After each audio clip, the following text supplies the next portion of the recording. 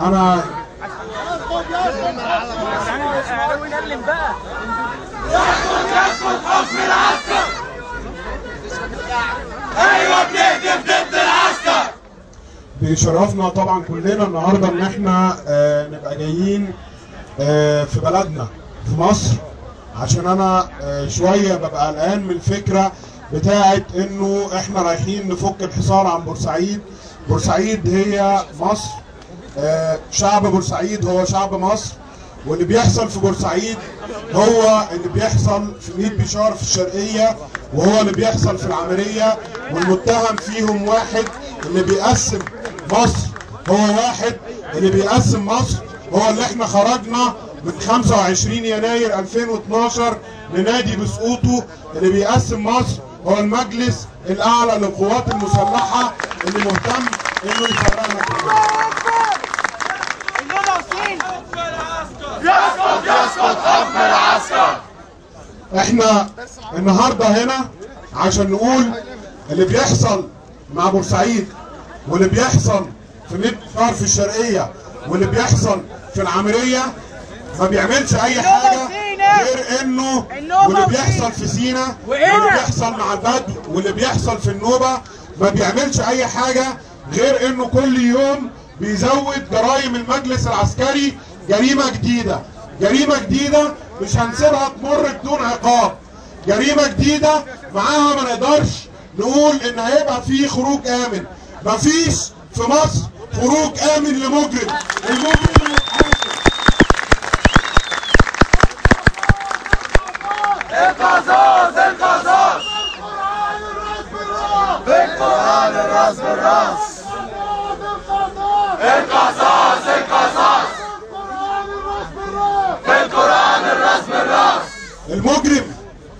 المجرم اللي قتل الناس في الاستاد هو نفس المجرم اللي طلع بعديها وقال انا مش فاهم المصريين ساكتين ليه. المجرم بالنسبه لنا معروف.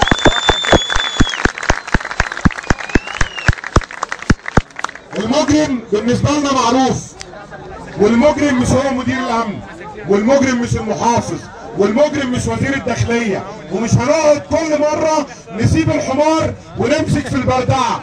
احنا عارفين ان المجرم هو الحمار.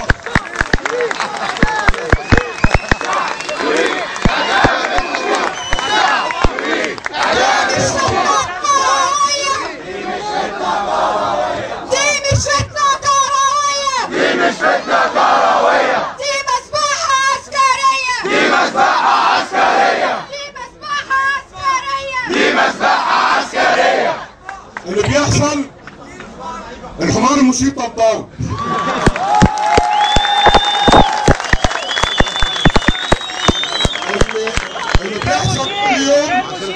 اللي بيحصل كل يوم ممكن يشيلوا اللي حصل. بيأكد لنا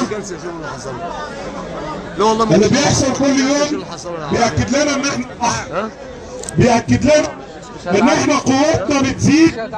كل لما العدو بتاعك شراسته تزيد، كل ما تعرف ان انت اقوى، كل ما تعرف ان هو خايف، لان كل يوم بيعمل جرائم وعارف انه هيتحاكم عليها. عارف ان احنا مش هنسيبه يمر بدون محاكمه. عارف ان القوه الرئيسيه في مصر هي قوه الشعب، قوه ال80 مليون اللي ما قبلوش ان يحكموا المستبد، ومش هيقبلوا ان يحكموا العسكري فوق ال80. احنا الشعب الخط الاحمر. يسقط حكم العسكر.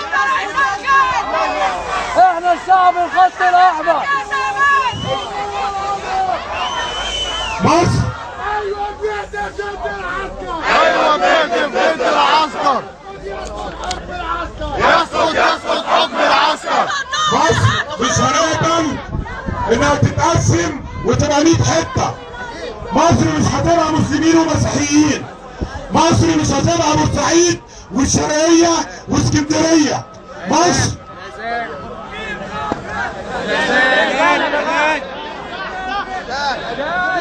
لا دام